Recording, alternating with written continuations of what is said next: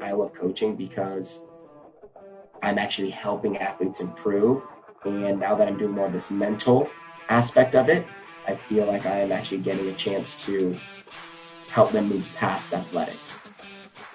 So yes, the gymnastics is cool, but them being confident in what they're doing and building their identity of themselves is even better. That was my friend and Nebraska University gymnastics coach, Mike Heredia. Mike was the WCA South Central Assistant Coach of the Year in 2019, and he's been on the Nebraska coaching staff since July of 2018. Now, I met Mike at the Way of Champions conference a few years back, and we hit it off right away. He's one of those coaches that is just very transformational. He's interested in the student before the athlete. And in this conversation, we talk about the mental game, and we talk about instilling confidence in the athletes and helping them not just perform well while they're at the university, but transition out of sport into life after sport. So I won't say much more. I'll let you hear it from his mouth. Please welcome my friend, Mike Heredia. What's going on, man? How you doing? Good. We're right now in our preseason. So our girls are kind of just grinding it out. Our season starts in beginning of January. So we're kind of working on getting routines put together, loading up the conditioning and the workload. So it's great. Life is good. Girls are healthy. What's your schedule look like? So we train on Sundays. So we do a Sunday training. It's a short 2-hour training. And then we do Monday, Tuesday, Thursday, Friday. Those are our big 4-hour days. So they do 16 hours during the week, 2 hours on the weekend. The NCAA only allows 20 hours per week anyways.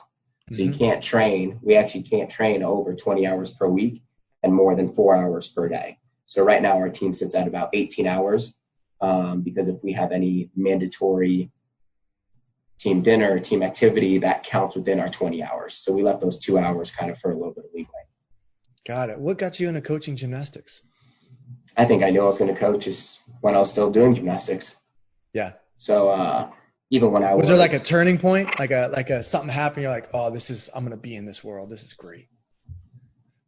Honestly, I don't think so. I think like for my love of gymnastics and the passion in the sport, I knew once my time of contributing as an athlete was done, I wanted to help younger athletes be able to have the same great experience that I did. So that just kind of transitioned me automatically. Even when I was a gymnast in college, I would do part-time at local clubs. I would help out part-time from there. And then when I graduated from the University of Oklahoma in 2012, I went up to University of Iowa and took a job coaching men's gymnastics up there at the collegiate level. Right. I did that for 1 year. And then my wife and I opened a club, which is all junior level athletes trying to get them off into college. I was there for 5 years with her, and now I'm starting my second season here at University of Nebraska coaching women's gymnastics. Nice. Well, you have an interesting story of how you went to college and you were in gymnastics, and then you left and you went to a different college. Right, yeah. Transferring. So, for those of you listening, I met Mike at the Way of Champions conference, and it was just kind of like a chance. Hey, what's going on? Nice to meet you. And then Mike started telling me this story. Well, I'll just let you tell it. Go ahead. Yeah, so I'll kind of start with everyone has a different end goal in what they're looking for in sports, right? You deal with it every day. My athletes I have currently that are college athletes, their goals are all different of what they're really trying to achieve. Yes, everyone wants a team title and a national championship and all of this, but at the end of the day, it's so much more. These kids are here getting their college education. They have big ambitions for their professional career. And gymnastics is the sport that is allowing them to come to college to be able to pursue those down the road. So for me personally, my end goal was to have something different than what I had in my club life. So my club life, I actually, going way far back, when I graduated high school, I actually didn't start excelling in gymnastics until like my senior year of high school. Did you play any other sports? I did football 1 year, like one season, like my sophomore year, but like I was terrible, right? I didn't know any of the plays. I didn't do any, like, I didn't even really play, right? But I was, But I I, think that's interesting that you went from like gymnastics to such a kind of an aggressive sport, right. contact Well, sport. Like, so I did like we have to do the PE classes and all of that in school, in high school, and the PE teacher was the football coach. And he was like, hey, I want you to play. I want you to come out next year. So I did the summer training. I did the practices. I did the games, whatever. But it was something different. And for me, it was a good transition to realize, like, man, I'm really passionate about gymnastics. That's where my passion is. I love the sport. I love flipping, twisting, the danger beside it, or behind it. And yeah, but I really didn't start getting the skills and the difficulty until I was almost 18 years old. okay. So at that point, coaches weren't even looking at me, right?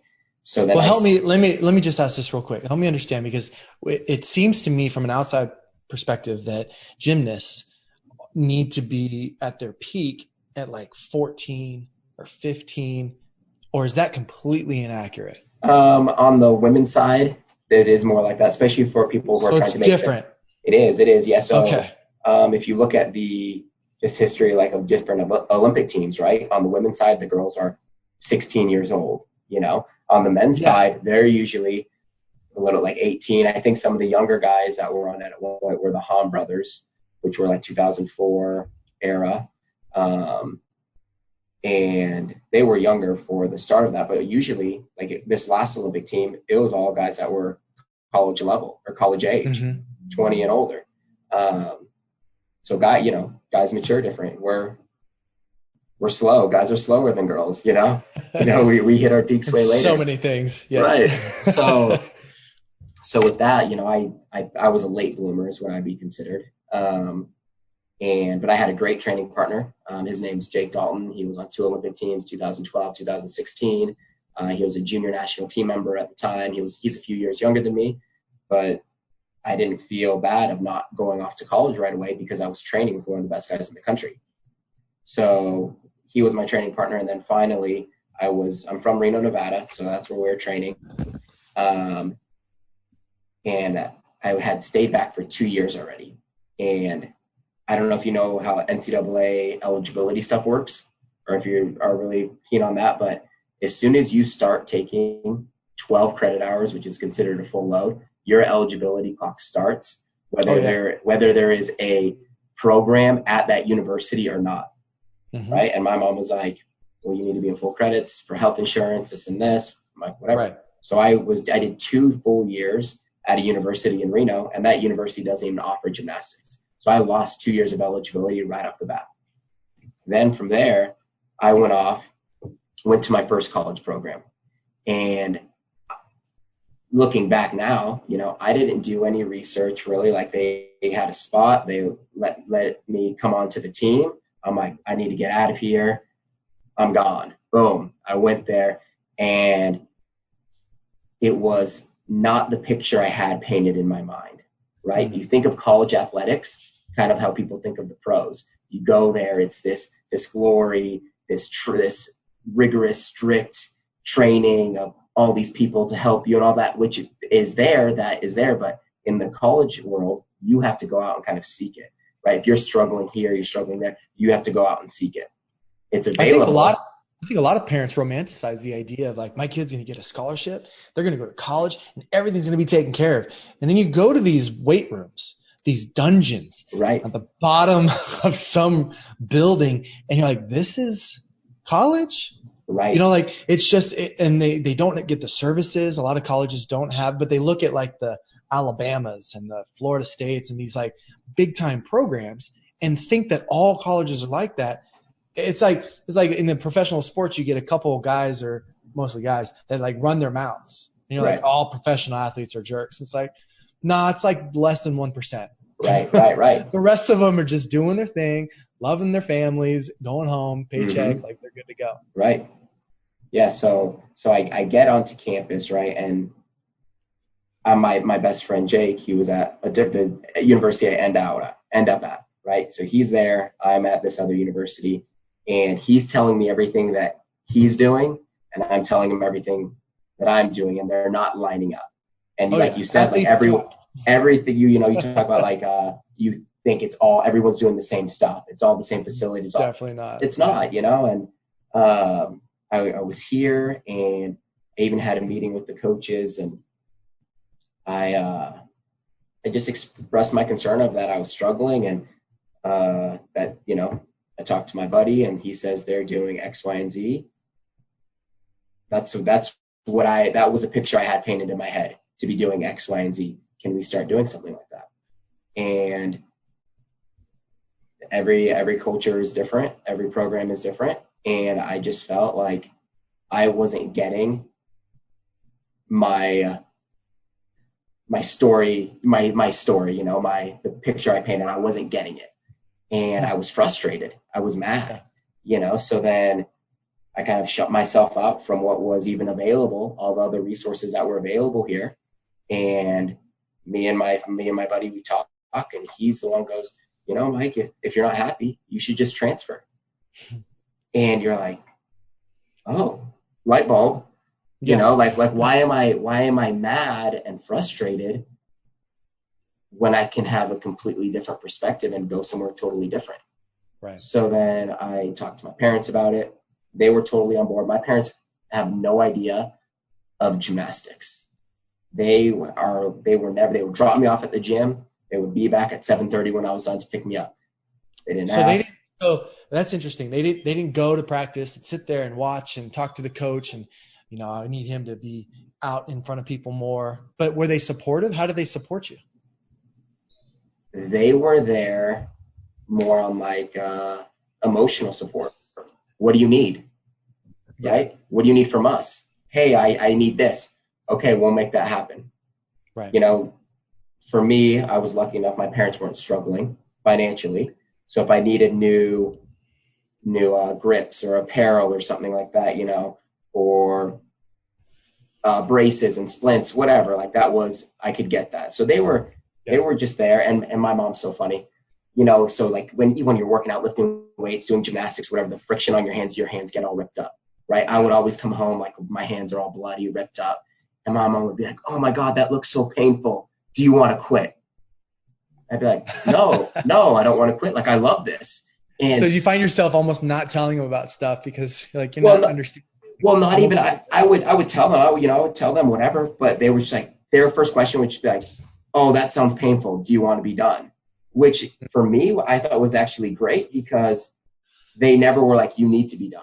It was, "Hey, do you want if you're inflicting pain basically on yourself, why do you keep doing it?" It's like, "Oh, I keep doing it." They also didn't force you to. Right. I'm doing it because I love doing it. And they're like, okay, still taking me every day, picking me up, taking me every day, picking me up. So I think part of my parents and how they were so unattached to me in athletics is what helped me be so passionate. If I could, I would still be training 20 hours a week, every single week today. I haven't competed in 7 years. If I could, and I didn't have a family and a job, bro, I would bet I would be in that gym 20 plus hours every single week grinding it out because I love the sport. You wouldn't change anything about the way your parents. Absolutely not. I thought it was How great. do you see it? Well, now, how do you see the way they went at things? Because my father was the same way. He was just like, what sport are you going to try? All right, let me know if you want me to go. Right. And if I played a sport like football, he was always there. But if I played if I was involved in wrestling, I wasn't very good. Just did it to be a better football player. And he's like, you let me know when you're going to wrestle and I'll come. I'm not going to come to practice. That wasn't even a thing in the 90s. Right. My parents didn't go to practice. But even when I played volleyball, I was like, Dad, you don't have to come. I'm not going to play very much. But when I knew I was going to play, he was there. Right. So how do you see it different now with parents? Like, has it changed since you were competing? Definitely. Even owning a club, for 5 years, parents our gym parents that we had were good. They weren't really at practices. They'd all be very supportive, be at all the meets. But you hear horror stories of other ones of parents that sit up in the lobby for an 8-hour practice or a 7-hour practice. The kids who are doing like double days, a 3-hour, a lunch break, and then a 4-hour, a 3-hour. And the parents are just sitting there the whole time watching on their computer working, right? Yeah. As they're watching, and then they're texting the coach. Hey, coach, why is so-and-so not doing this? We didn't really have that issue, but we set the standards and expectation right off the bat. Well, do you think that you don't have that because of the parents, or you don't have that because you've gone above and beyond setting expectations, saying this is what we expect of you? I think the expectation first off, but then the parents also, if we have had any issues with the parents, it either turns out they change or they're not welcome back to our club. So I guess, yeah, the expectation, kind of So what we allow into our club. But you'll say goodbye. Yeah, oh, absolutely. There's get money back, like you're out of here. Absolutely. When my wife and I first opened in 2013, we had an athlete, so it must have been that 2014 season. We opened in September of 13, that 2014 season. We had an athlete who was a full ride scholarship athlete previous to her switching to us. Very naturally talented. Mm-hmm. But she would go and let's say she had a little injury. All right, you need to go do some bike to just get some work in, work on the bike. You look over, and the bike was sitting against a wall. She has her head against the wall and pedaling, just resting against the wall, pedaling. And so we brought the parents in and we're like, listen, like, this isn't going to work. She needs to be ready for college and for the season, and she needs to be doing X, Y, and Z. She's not doing it. The parents are, maybe not holding her to the same standards we were. And then at the end of the day, it was, hey, this place is not the right fit for you. We think you need to find a different fit. And it's hard when these athletes are so talented, but if it's not meshing with what you're trying to develop and the culture you're trying to hold, it's not even worth it. Not even worth it.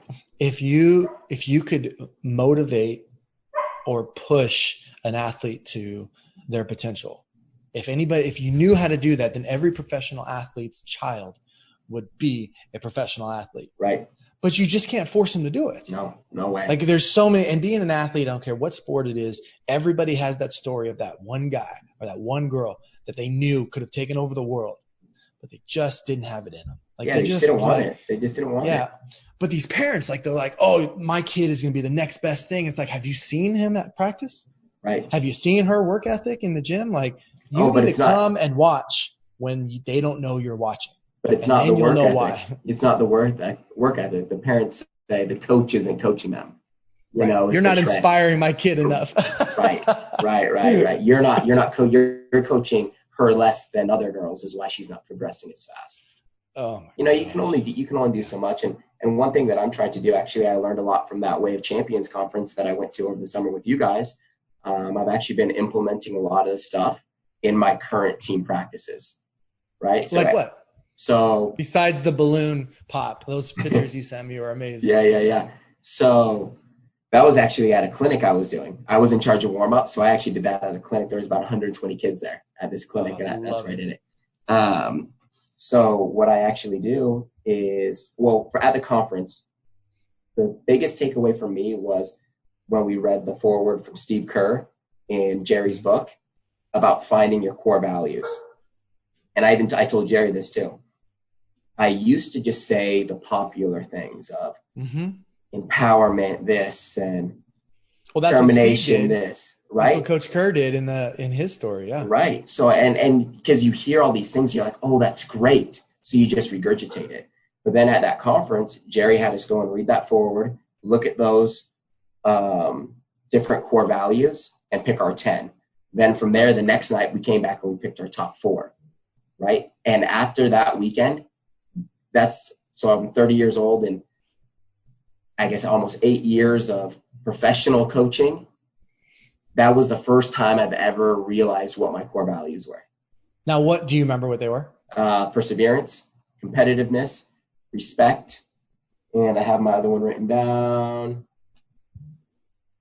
Joyfulness. Yeah. Passion. I think it's important for people to know that your values evolve. Right. They change over time. So like you forgot your 4th one, like, no big deal. Like, you find it, you're like, yep, that's it right there. So then from those 4, what I'm using with my team are my top 2, which is respect and competitiveness. And by respect, I mean respecting the sport, respecting each other. So one thing we do, gymnasts use chalk, right? And I coach bars, which is where they're swinging around and all that. So they're using a lot of the chalk.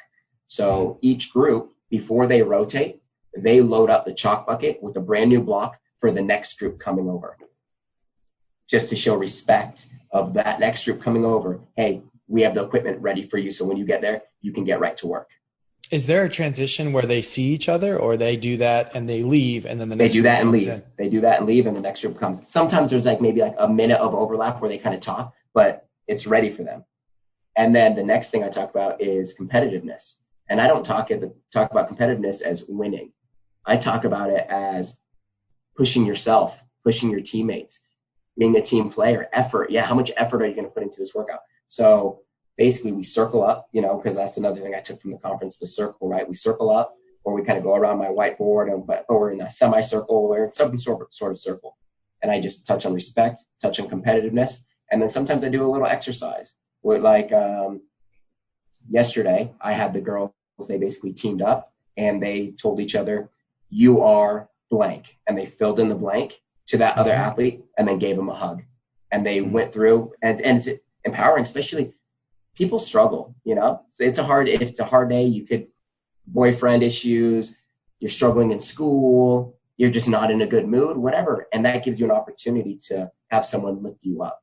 And then that hug, we had some of the girls started crying just because they were already emotional, right? And then from there, I go over the assignment, boom, and then we go, and then we start going. Dude, I love it. And I spent about 5 or 10 minutes of our 40 to 50-minute rotations. But I wouldn't have it any other way. Today, it was funny, we actually did a trust fall thing. So the groups are about 4 or 5 girls. I had the girls pick one girl. They picked her up over their head and they walked around the gym, and we have stairs in our gym. So they went up the stairs, they went across the mezzanine, came back down the stairs, one big lap, set her down, then we climbed up on these blocks, and then they went up there, crossed their arms, closed their eyes, trust fall. Everybody took a turn, trust fall. And it was great. Then that was it took 5 or 6 minutes. Then we got working and everybody did great. I don't know if you just saw what I just posted on my story today, but one of our girls, she, this connection that she's doing on bars, finally got it today. She's been 2 months. She's been working every single day on trying to get it, and finally nailed it right to the handstand. And I think the kind of the way that we're structuring the trust and the environment is part of the reason she's progressing like she is. Don't you just love it when kids improve? Oh, I'm watching it right now on Instagram. Woo!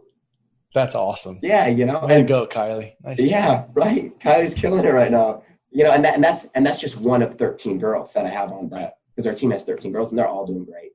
And I think a big transition of it is taking those 5 or 10 minutes at the beginning of practice and just getting their minds right. And that was something that we learned at the conference. Giving them the time to express their feelings and kind of get things off of their chest and feel safe and comfortable and trusted and empowered.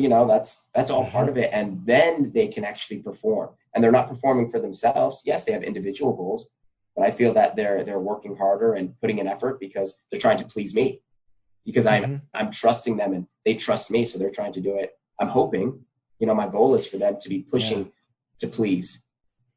It sounds like you're doing a lot of work to make them feel psychologically safe. Yeah. Which is so important, because you go out in the world or you go on, you post something on TikTok or you post something on Instagram and people are like, putting bad comments or whatever. But like, if you can create an environment where they feel safe to try some stuff and to share and to express emotions. And the thing that you did about the you are, or the I am thing. Yeah. I do that a lot with teams, except I'll have them take like the big index card, the 5x8 or 5x7, and have them write their name on it. And then they give it to a teammate.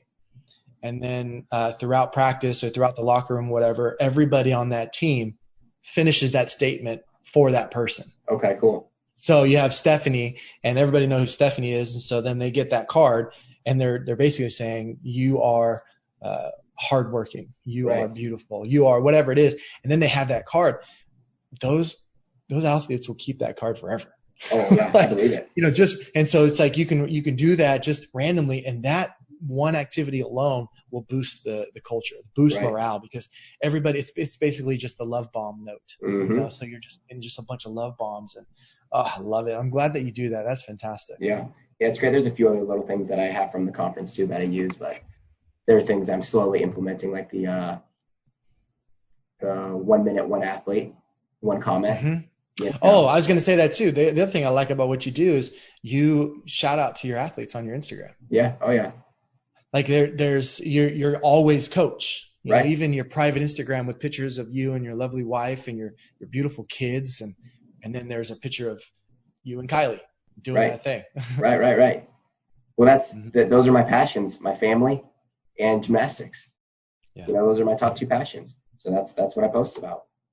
Nice. And I just started trying to do more kind of motivate. I just started a Twitter account, so I'm trying to do like more motivational stuff, single thought processes on there because actually from your guys's Way of Champion podcast, Dr. Quinn, he was on there from Xavier University, and I'm in that Hmm. master's program right now, the coaching, Mm. education, and athlete development. Yeah. So it's all, it's all full circle. It's all great stuff. So two questions for you. What do you love about coaching, and what do you hate about coaching? Let's see. So my original in 2013, my wife and I both were like, our number one goal is to help athletes have the same experience or better than what we had in college, because we both had amazing experiences. And even I went through that transfer down slope in my life. I would not change it for anything in the world, because I became so much more self-aware of what Yeah. actually I was looking for. So our goal originally in 2013 was we need to help athletes get to college to have a great experience. And while they're with us, we had that same kind of coaching style, coaching them like they were college athletes, Yeah. letting them have an opinion on what they're doing, And right now, these athletes are kind of already on the verge of a lot of things they can already do coming in, but some things they are like Kylie, she learned a new connection and they are learning new skills. So right now I love coaching because I'm actually helping athletes improve. And now that I'm doing more of this mental aspect of it, I feel like I am actually getting a chance to help them move past athletics. Hmm. So yes, the gymnastics is cool, but them being confident in what they're doing and building their identity of themselves is even better. And I get to do that through coaching. Hmm. So, but I do love teaching the cool skills. I love that, but I love getting to work on the kids. I spend, because a lot of times we have a training table here where the athletes eat and the staff get to eat there. So I'll go over to lunch and the girls will sit with the staff. So I'm spending 20 plus hours a week with these kids. So, and then the other time they're in class and then with each other. So besides me and our other staff, our other support staff, there's no one really above them that's helping shape their character. So that's my job. Yes, I'm coaching the sport, but I'm really trying to develop them and create character that is going to be successful after this. Yeah. Character through sport. Yeah. So what I don't think I like anything about coaching. I think I love all aspects of it. There's tough days where the kids are struggling and you're struggling and you're tired, but I 100% embrace the grind. I love every aspect of it. Like for me, I think I told you, my family's actually in Kansas City and I work in Lincoln. So I commute back and forth 2 to 3 days a week. And it's a 2.5 hour drive each way. So I get up at 2 a.m., leave my house by 3 a.m., get here by 6 o'clock or so, get a workout in, and then we have 8 a.m. practice, right? So then I'll coach these girls for 4 hours. I come to the office, do some work. Then I stay here one night. I do the same thing, repeat the next day. Then I drive home and I hang out with my family. Wednesday's an off day, hang out with my family. Sometimes I'm on the road recruiting on that Wednesday. And then I turn around and do it all over again. I'm with you. I mean, I drive 3.5 hours to go coach with the Bulls. Right. And living in Indianapolis, and I like the drive. I mean, what do you listen to podcasts? I do podcasts and Audible. I've right. throughout September and October, I think I've finished like 5 or 6 books. So top 3 podcasts. I'll spot you Way of Champions because I know you listen to it. But what other podcasts do you listen to? Way of Champions. Just the podcast. Yeah, okay, I just once a week. Boom. my Monday morning drive. That's it. That's the first thing I put on. Kill an hour of my drive, and then that's it. Then I go to Audible. Okay. And so are you listening to fiction books, nonfiction? Like what are you listening to? Like leadership development type stuff. Okay. Coaching, but a lot of coaching books. A book, it's an older book, I guess, but one that I really like that I just listened to was the Chop Wood, Carry Water. Okay. Have you heard that one? Have you listened to that or read it? Mm-hmm. That's a great one. I'm just scrolling through my library right here. Legacy, the All Blacks. That was great. That's my favorite. I'm doing a workshop with the Windy City Bulls coaching staff in a couple of weeks. Really? On that one. Oh, I love it. Just some of the titles alone are right. just fantastic. Chasing Excellence. Have you read that one? Okay. Oh, yeah. Ben Bergeron. That one's a great one. I've been going. So I'm trying to convert to digital consumption as far. Right. I've been listening to audiobooks for 10 years and so right. and podcasts as well, but I'm trying to get into the Kindle too. Okay. And so that way, because when I'm traveling, I often have like half of my suitcase is books, right, and the other half is clothes. I'm like, it's just you take the books out, it's so much lighter. Right. There you go. Put it all on the Kindle. Yes. That's funny. I really liked Raise Your Game. Have you read that one? No, who's that? Alan Stein. Is that Alan Stein? Yes, yeah. Alan Stein. Got it. This is good. And then one that actually kind of threw me on a loop was There Is an I in Team, what elite coaches and elite athletes actually know about high performance. That one did they put the I in the A? No. Because I've seen that before where it's like there's an I in team and then it's like a red team and then in the A they highlight in black like the line underneath the A line and so there's an I there. You never seen that? No, okay. I know what you're talking about, but that's not how that. Which was a nice twist because all of these other books like Culture Code and Talent Code and Leaders Eat Last and all of this stuff is like putting yourself before the team and all of this, which I think is great, but I needed a different look on it, which was There Is an I in Team gave me to be on a high performing team, there has to be high performing individuals, right? And the reason those high performing individuals are on high performing teams is because they are willing to be humble and embrace their role. But if you do not have the high performers, that team will never be a high performing team. Because you could have a lot of average Joes that are 100% a team. And I think, yes, they will have success. But I think to be a true championship number one ranked team, there has to be high performers on their individuals. So there has to be the individual, but that individual has to be willing to take a step back and be humble enough to embrace the team aspect of the sport. Have you read Captain's Class? No, I have not. Oh, come on, dude. You got to put that one on there. What is it called? The Captain Class. Okay, no, I haven't even heard of it. The entire book is about captains of the best teams in history, and it shows a direct correlation to how the best captains are very often not the best athletes. Like, for example, like you get like a guy like Michael Jordan who never wanted to be a captain. I want to be a captain. I don't want to be a performer. Let someone else can do it. And so you get these teams. Well, the author, his name is escaping me at the moment, but he went and he found the top 10 teams, and he has a criteria for why they're their top teams. And it's across all sports, volleyball and soccer and football, and baseball, basketball, some more obscure sports as well. But the thesis was, you don't have to be the best performer, but you need to be the person that is the glue for the team. Right. The person who carries the water and chops the wood and does all that kind of stuff. That way you can release the best performer. You just go out there and be the best performer. Right. Absolutely. Yeah. I actually, before this podcast a few weeks ago, I talked to my buddy Jake, who I mentioned earlier, who was on the 2 Olympic teams. And I asked him, because gymnastics is such an individual sport, but then you go to the Olympic Games and you're competing as a team. So I asked him, I was like, you as an individual, your goal was to make the Olympic team. So if every day you didn't go in and put the work in, someone else was going to take your spot.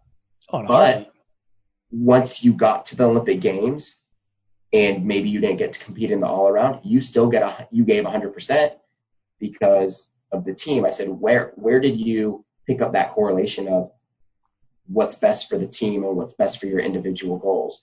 And he told me, he said all the guys had their individual training plans, right? So it was all very individual leading up to it. But they did a lot of kind of team bonding or going to the movies or going to dinner outside of it. Yeah. And when they got up to the Olympic Games and they knew what the lineups were going to be, sure, maybe they were a little bit upset, but they knew, hey, our goal together is to get a team gold. So this guy's better than me on this event, so I'm okay with him going in, and I'm going to support it. So all the way leading up into it is these high-performing individuals, and then once every 4 years, they have to figure out how to come together, and they have to be humble enough to be able to step back, hey man, you're better than me. Get out there and let's win this together, Yeah. So it's a hard dynamic too to create in college, I feel like, because these kids are coming from all over the place, all over the country. We actually have a girl from Italy, right? So we're in one area where I'm still trying to learn and grow is how do I take these kids and they bought into the team aspect, but then like what you're saying, how do I help them understand each individual's role to become the glue to let our high performers go out there and just shine, not have to worry about anything, just go out there and do what they are capable of doing, and then the rest of the team kind of keeping up and doing their jobs as well. It's tough. It's part of coaching, I guess, Well, a couple of years ago, I was challenged to do a bodybuilding competition. I was 34, nice. And I was just like, all right, let's go. Let's see. Let's do this. And I always wanted to do it. And so I started lifting. I started lifting a little bit heavier. And I remember going home after workouts and being like, man, I really gave everything I had.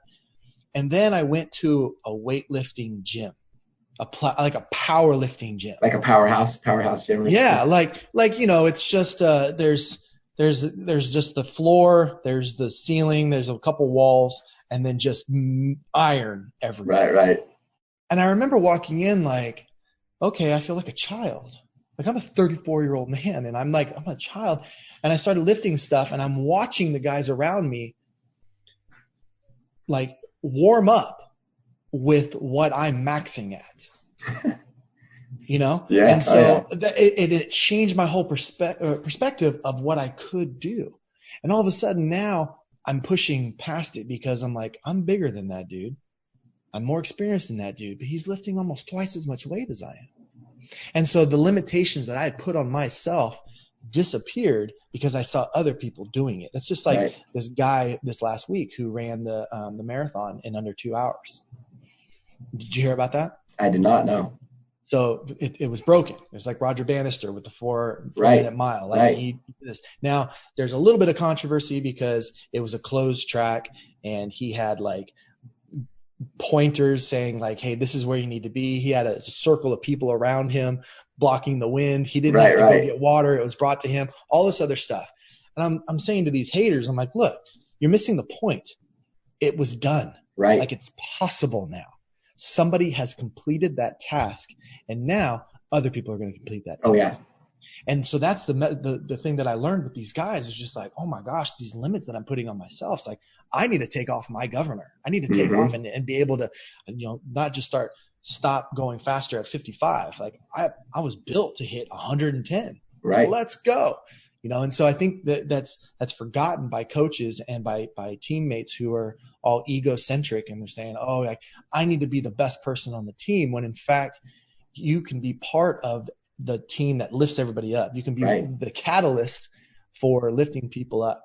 And you have championship teams, whether it's in a team sport or traditionally individual sport like golf or tennis or even gymnastics, and you can motivate other people to work harder, which makes the team better. And all of a sudden now you're winning gold medals. Right. Because the expectation is perfection. The expectation is you're going to work hard. Like, what do you mean your hands aren't bleeding? Right. Your hands should be bleeding. Right. You're not working hard enough. You're not working hard enough, right? You're not pushing yourself. It's not about self-mutilation. Right. It's about self-motivation. Oh, watch out. I'm going to write that down. Let's go.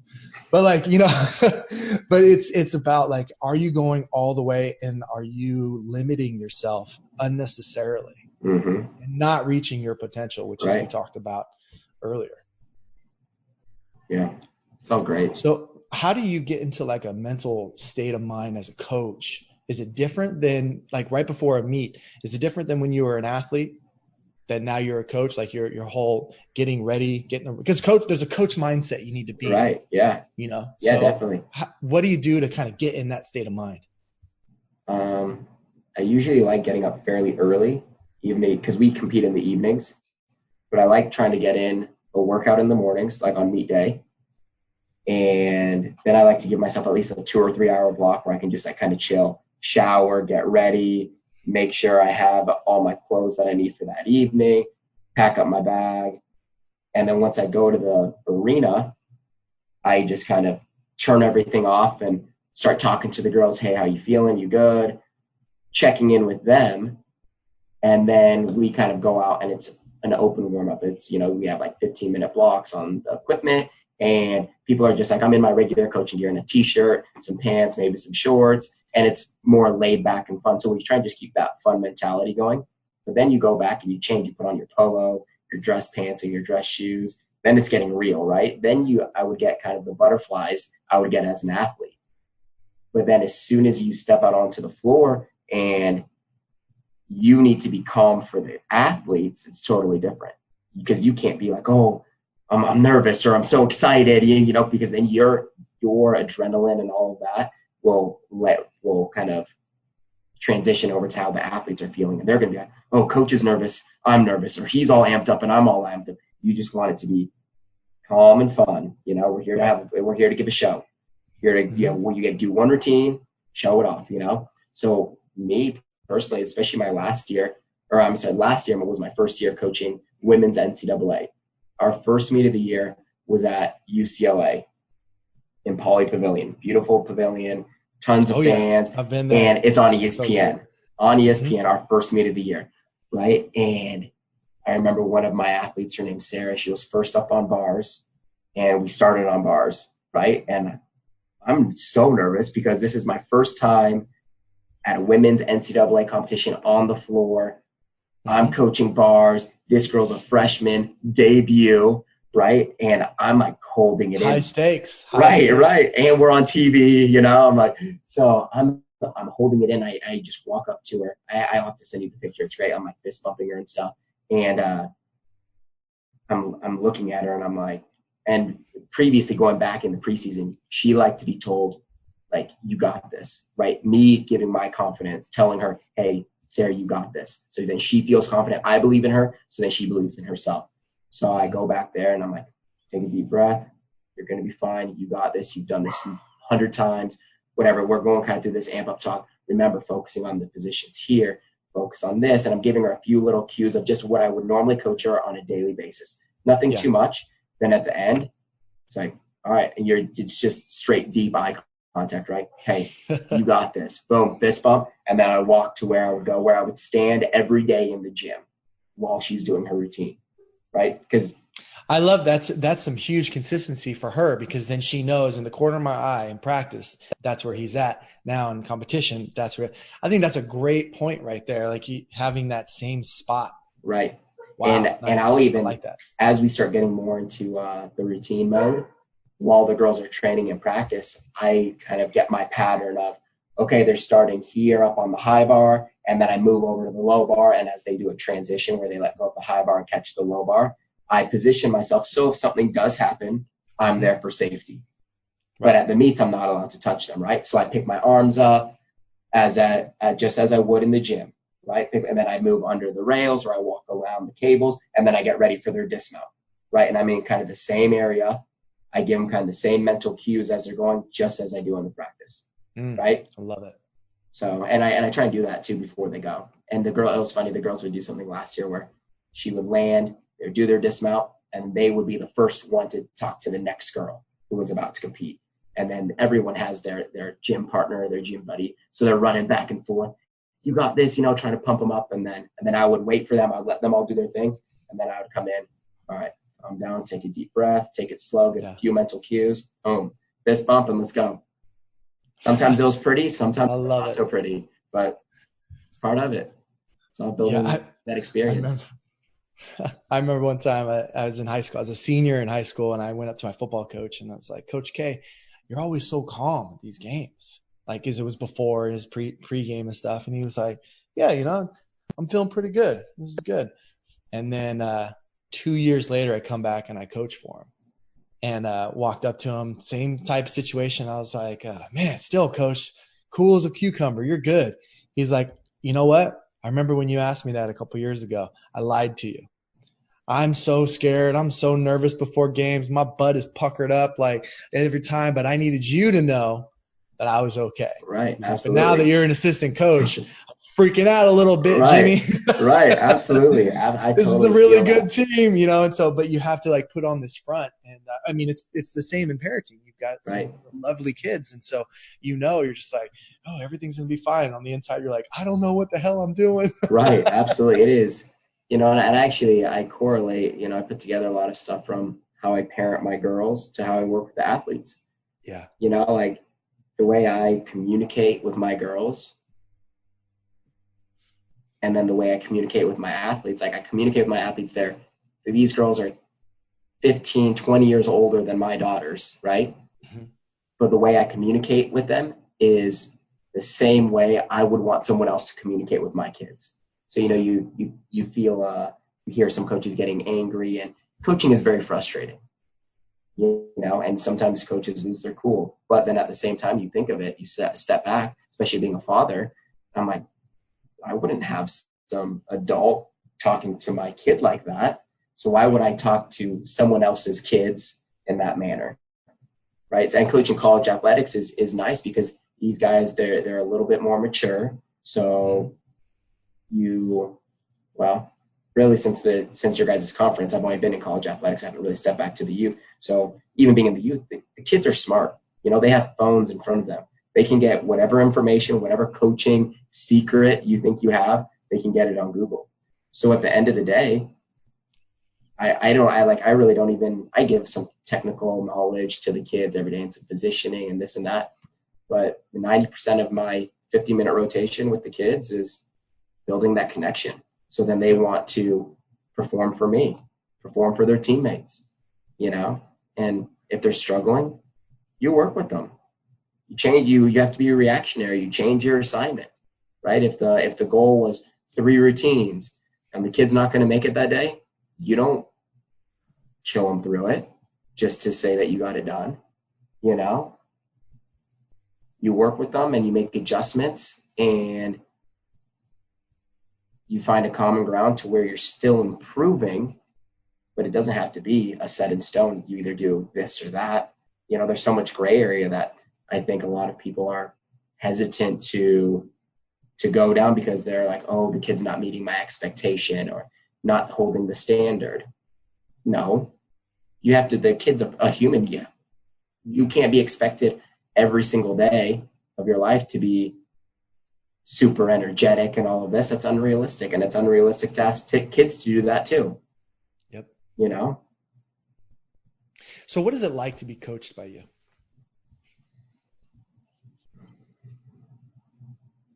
Well, today at practice, we brought a speaker over to the bars and we had just our little club set up, speaker, techno music going, Do they get to pick the music? No. I usually, I will go through some playlists and it's like, You should consider that. I use Fit Radio. Have you ever used that? Uh-huh. And it has like top 40 hip hop or whatever. So it's like common stuff that they're listening to already. And it's all mashed up. But to be coached by me, I think the kids feel like they're able to be themselves and that no matter what they tell me or what they've done, they know that I'm not going to judge them. And I won't change my perspective on them. And I think they feel safe and connected. That's what I think. Ask one of my kids and you might get a different answer, I hate him. He's such a jerk. Yeah, I don't, but I don't know. The kids come to me, I feel like pretty open about a lot of stuff. So yeah, I think it helps that I'm a little bit younger. I'm a little bit closer to their age. But that's one thing. That's some good self-awareness to know as a coach that your age matters.